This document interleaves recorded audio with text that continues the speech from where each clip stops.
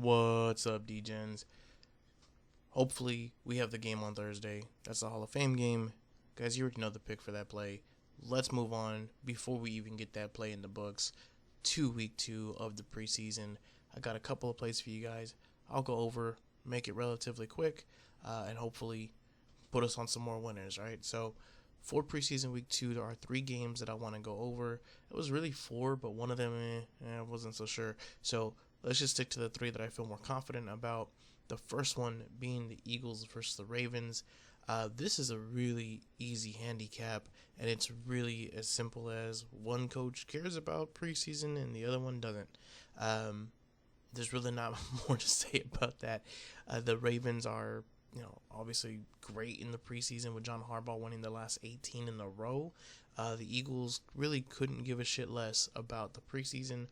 Also, it's a team that just went to the Super Bowl, so yeah, they're probably still a little mad that they lost, obviously, but there's no reason to go out there and try to really hurt anybody or put out your starters or anything like that. You know the team's good.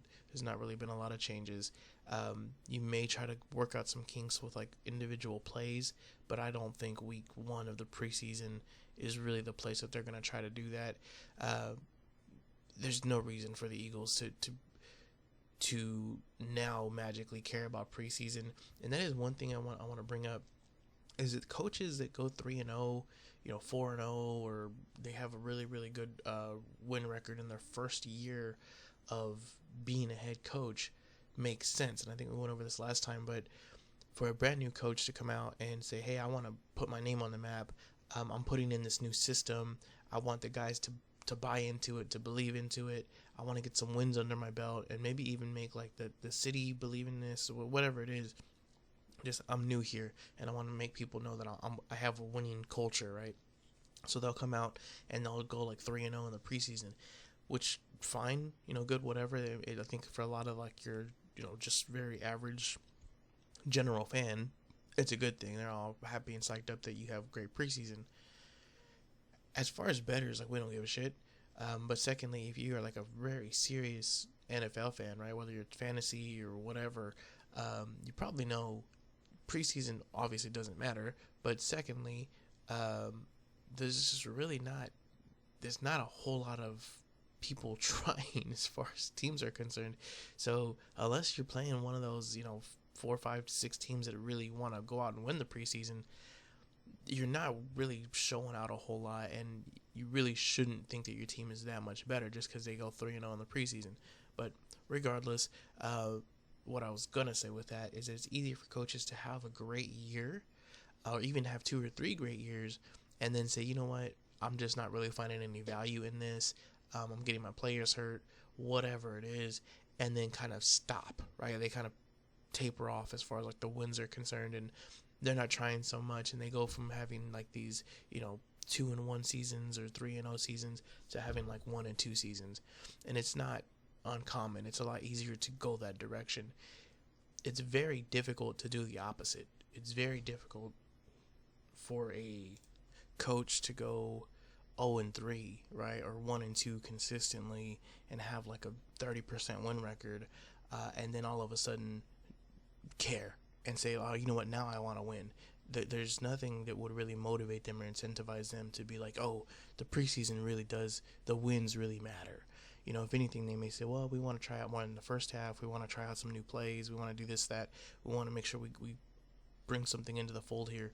Understandable. But for them to be like, I don't care about the preseason. I don't really give a shit if we win or lose. I just want to kind of get our reps in, to then be like, well, no, I really want to win. It's typically a lot harder to do that because it is typically like a culture, right? As far as like, hey, look, just do what we're asking you to do. We're going to be very vanilla. We're going to just kind of do our thing. Whether we win or lose doesn't matter. This isn't the regular season yet. To go like, no, guys, we really need to try. I think that's true in anything, right? It's easier to go down than it is to go up. So keep that in mind, because a lot of the coaches here is going to be the same kind of reasoning or rationale behind the picks. But Eagles versus Ravens, like I said, that's just the easiest handicap that there is. Let me just pull this up here. The Eagles are 1-4 under Sirianni in the preseason. Again, just a coach who's not really giving a shit. But secondly, again, the Ravens obviously really good, 43-12 in the tenure with John Harbaugh. So again, just one coach who cares against another who doesn't. So that's really my favorite play for week 2 of the preseason. But secondly, here we're gonna have Steelers versus the Bucs. Now, Steelers versus the Bucs. A couple of things come into this one. So really, Mike Tomlin's 38-24. He's a 61% win rate in the preseason, which is really good, especially for having so long of a tenure there. Usually, like I said, with coaches as they get older and maybe they kind of taper off, Mike Tomlin's not one of them. He's not John Harbaugh, but last year he was 3-0 in the preseason, and they never scored less than 16 points. So pretty good showing for preseason on a very seasoned coach. Todd Bowles, on the other hand, he's 7-12 lifetime record in preseason with a 37% win rate. And keep in mind that most likely their first year, and I apologize, I didn't go back to do the research, but most likely his first year is probably his best year in the preseason, maybe his second year. But last year he was 0-3 in the preseason, and not only were they 0-3, but the Buccaneers did not put up more than 10 points in the preseason until the final week. It was like 3 points, 10 points, and then 24 or whatever. But they didn't put up more than 10 points until the final week of preseason, and that's, they were using it as their quote-unquote dress rehearsal. So no reason to magically believe he's going to try really hard in the preseason this year, and especially not with the first game. If anything, we may see him put up some points in the third game. So that's the first handicap, right, is, of course, the coaching basis. Just Mike Tomlin versus Todd Bowles. Secondly, though, and this is more like personnel-wise, is just the rotations that we have with the quarterbacks. And that's typically what I look at more than anything as far as players are concerned. So quarterback room, I should say, for Pittsburgh, Kenny Pickett, Mitch Trubisky, Mason Rudolph. All three of those guys, vets in the NFL. Pickett and Trubisky have both led, a team. They've been starters. Mason Rudolph has filled in as a starter at certain times. He was never great, obviously. He's definitely, at most, a backup in the NFL, but he's been in the NFL. He's won some games. He's got a lot of snaps under his belt, all that kind of stuff. Tanner Morgan is the rookie coming in. Who knows, how he's going to look, but that's if he's even on the team at this point. But secondly, even if he is, you're probably not going to see exclusively Tanner Morgan, right? You're going to most likely get a lot of Mason Rudolph and maybe a drive or two by Mitch Trubisky in that first preseason game. So just a much better quarterback room, because if you look at the Tampa Bay quarterback room, Baker Mayfield, who's not going to be playing, then Kyle Trask, which his nickname is literally Kyle Trash, he's just not been great, and then John Wolford. So those are the three guys you got. And like I said, most likely you're not going to see Baker at all. If anything, because they have only three guys, you may see him for a drive. But other than that, yeah, you got two guys, Kyle Trask and John Wolford. Both of them have not looked great. Wolford, with his time with the Rams, is just, he was okay. And yes, he's got a couple snaps to his name as far as NFL is concerned, but he's a third stringer for a reason. And then on top of that, their linemen, the Buccaneers have one of the weakest lines in the NFL by all PFA and criteria, and all these people that rate lines. They're consistently bottom 5. So I can't imagine that they play their starters, first of all, and secondly that their backups are better than their starters. So you're going to have some pressure on these quarterbacks who are already not great. So that's just another kind of nod in the Steelers' direction right now, especially the Steelers, who really want to get after it on defense. And if anything, I see them putting more emphasis on trying things out in the preseason just to kind of see how teams will react than really offense. So Steelers basically at any number versus the Buccaneers for that first game. And I think right now I just have it as Steelers with no line, because I have not found a line on that game yet, but definitely monitor that as soon as it comes out. Same thing with the Ravens. it's really regardless of what the line comes out at this point. It's just kind of a matter of get there early, because I can almost guarantee you the numbers are going to go up, especially for the Ravens. If the Ravens come out like, -3, by the end of the, by the time we actually get to game time, it's going to be like Ravens -6, because everyone is on this John Harbaugh thing. Now, I don't know if everybody knows about the Nick Sirianni part is the problem, or I guess the good thing for us, because they went to the Super Bowl last year, they may get some numbers on their side just because they're, talented as far as the team is concerned. So hopefully that's what happens. Lastly, though, is the 49ers versus the Raiders. 49ers versus the Raiders is again another team where we expect one team to sort of at least try, with a coach who maybe has some emphasis on it versus another one that doesn't. McDaniels with the Raiders. So let's just pull up his record here. He actually has, as on paper, it looks to be okay. He's 6-6 in his time as a head coach. Now, he went 4-0 last year, but I've mentioned this before. He played in the Hall of Fame game last year against the Jaguars, and he's one of the only coaches I've ever seen in my whole life that came out with a real true intent to put up points in that Hall of Fame game. And his rationale behind that was, one, obviously he wants to win for the team, blah, blah, blah. But secondly, that his family was in the area, so he's trying to put up points to, impress his high school girlfriend or whatever. So he goes 4-0, and he scores 27 points in that opening game in the Hall of Fame game. And he also was playing starters in his Hall of Fame game. He had Josh Jacobs play in the Hall of Fame game, which is a whole nother thing, because Josh Jacobs is now holding out.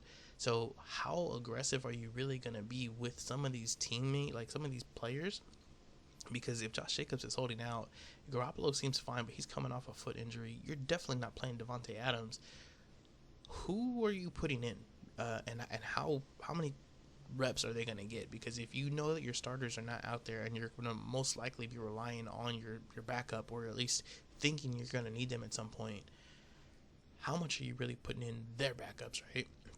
So that's where McDaniels is at right now. But he went 4-0 last year, so he tried. And again, we see that record of these coaches really trying in their first year out. But I don't expect him to keep that up this year. So it's up to you if you want to buy into that or not. I personally don't believe we're going to see him really come out and try to win all the games again this year, especially since he's not playing in Canton. Secondly, in going 4-0 last year, the teams that he beat went a combined 3-10 last year. And that's right here where you're looking at on the right-hand side of your screen. With the only coach that he beat that really had a winning record in the preseason was Mike McDaniel in his first year also with the Dolphins.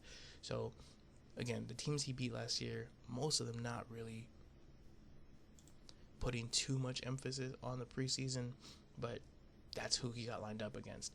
Now this year he plays a 49ers team that went 2-1 last year in the preseason.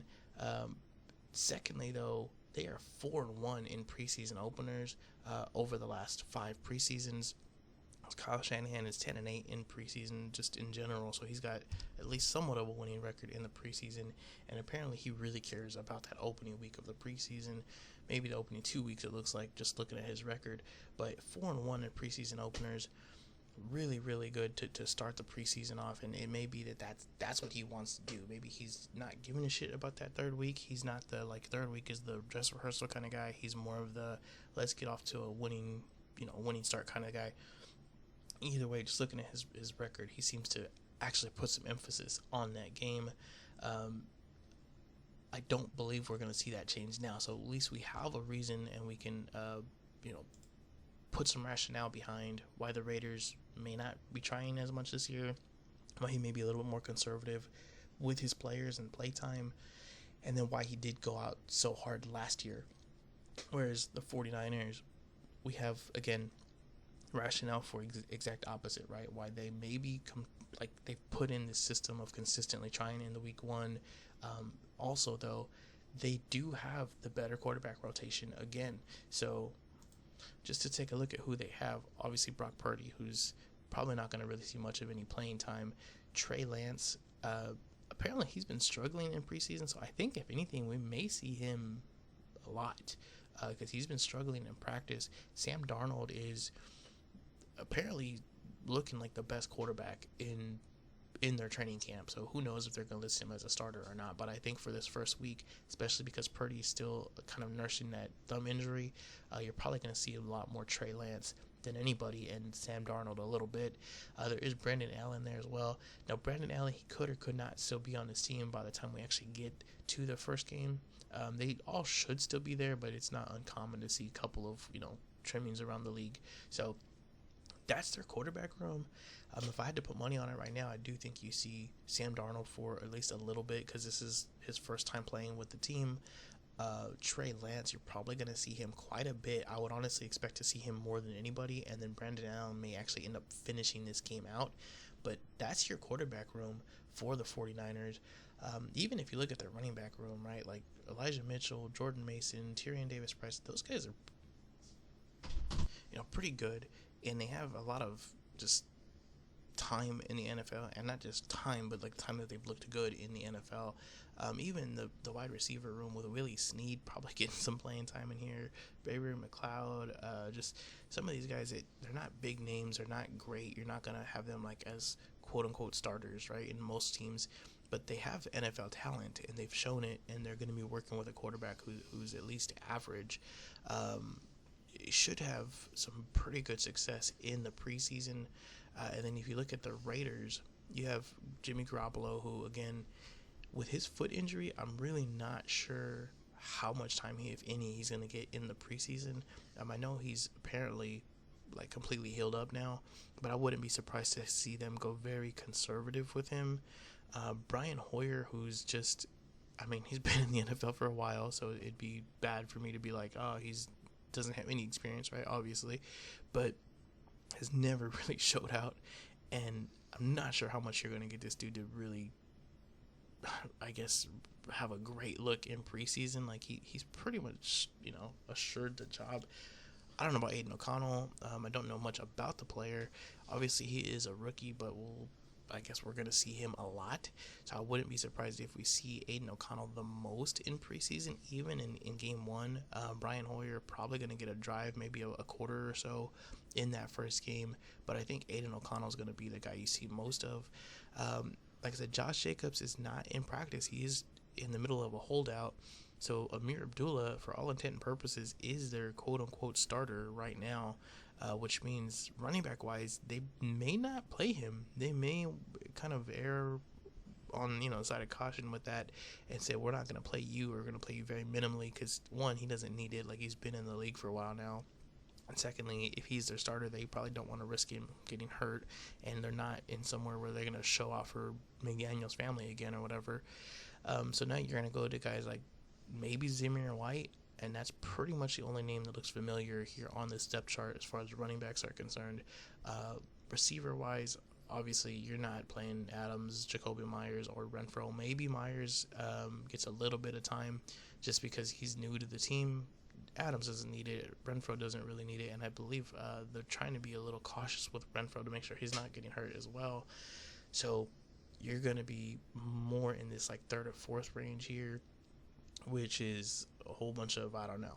So it's a lot of question marks there. Not to say that none of these guys are good or that they can't be good, but the fact that they're most likely going to have to play with Aiden O'Connell is the biggest, red flag for me. So you have a coach who may or may not, and I'm kind of leaning towards the may not, be trying in preseason with McDaniels. You have a guy who's more often than not shown us he doesn't care about preseason with his 1-3 and 1-3 record in the first 2 years of being a head coach. And then you have another coach with the 49ers and Shanahan who puts a lot of emphasis on this first game. So give me the 49ers to win that first game. This one I would be a little bit more hesitant to look at the line, only because I want to make sure that you are getting a good line on this one. I'm not taking 49ers like -7.5 or anything like that, because I do think the Raiders could put up some points. But if it's 49ers like -2.5, even 49ers minus like 3 to 3.5, I guess is probably my limit on that one. I'm hoping that it does come out a little bit less. I'm honestly hoping that the Raiders come out as favorites in this game, and it's harder to kind of predetermine what these lines are going to be, only because you're never really sure what the line makers are looking at. If it is last year's performance, if it's like depth charts, if what it is, I would expect this to be a pretty even line, though. I think this is probably going to come out as a pick'em or relatively close to that. So either way, give me the 49ers to win that game, the Ravens to win against the Eagles, and the Steelers to win against the Bucs. And that's going to be the 3 picks for preseason week 2 and the rationale. Thank you again, guys. I hope I didn't take up too much of your time. And we'll be back again later this week with some more breakdowns, and then hopefully a look at week 3 will be coming up next week as well. So thank you again. Have a great day. Good luck. Hopefully we win some money in this Hall of Fame game, and y'all have a great time.